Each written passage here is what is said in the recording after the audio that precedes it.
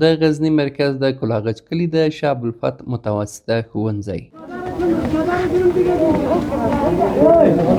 په دغه ښوونځي کې هره ورځ سلګونه زده کوونکي په زده کړو بوخت دي، خو د مناسب ځای نشتوالی د څښاک د اوبو او د معیاري ټولګیو نشتون لامل شوی چې د زده کوونکو شمیر او د زده کړو کیفیت په دغه ښوونځي کې مخ په کمیدو شي. مکتب ما وضعیتش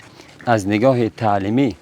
جای نامناسب است، به این خاطر که وقتی که در تعلیم و تربیت جای نامناسب باشه تدریس به شکل درست خوبش صورت نمیگیره. پس ما تعداد شاگردای ما خیلی زیاد بود، متاسفانه به اثر تخریب اتاقا که حشرات تخریب کردن و حوادث طبیعی بالش آمد، شاگردای ما روز به روز کم شده رفت و همچنان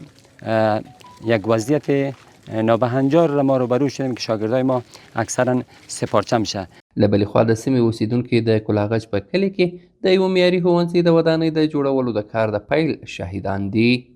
د مسؤلینو په وینا دغه ښوونځی به د 3 میلیونه افغانیو په لګښت او د ټولو ساختماني معیارونو سره سم جوړ شي. دوی زیاتوي چې د دې پروژې په بشپړېدو سره به د سیمې خلکو ستونزې په څرګند ډول هواري شي. الحمدلله د همدې متوسطې شاه ابوالفتح د ښوونځي دپاره 9 اتاقونه په اساسي شکل باندې په ډبره او په پخه خښته او په پاخه چت باندې او په ښه سویه باندې به انشاءالله په ډېر کم وخت کې شي، تر څو خزان وخت را رسیږي او د مني یخ هوا را رسیږي. موږ به انشاءالله بیا په همدغه مکتب کې دلته افتتاحیه غونډه کوو. په الله تعالی باور لرو او الله جلاله ته امید لرو. دلته د ښوونځي یو معیاري تعمیر د معارف ریاست سره په همغږۍ او د کلیو د دې ولسونو د خلکو په غوښتنې سره جوړیږي چې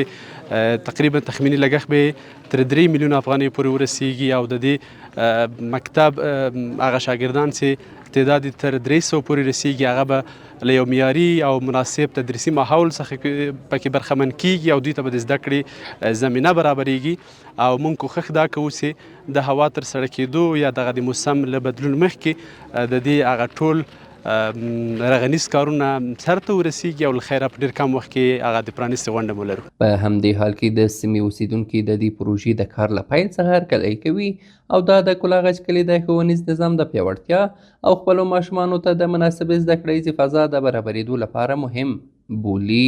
نن الحمد بالله والمنه چې زموږ غږ اورېدل سوی ده او زموږ پیام حکامو ته رسېدلی او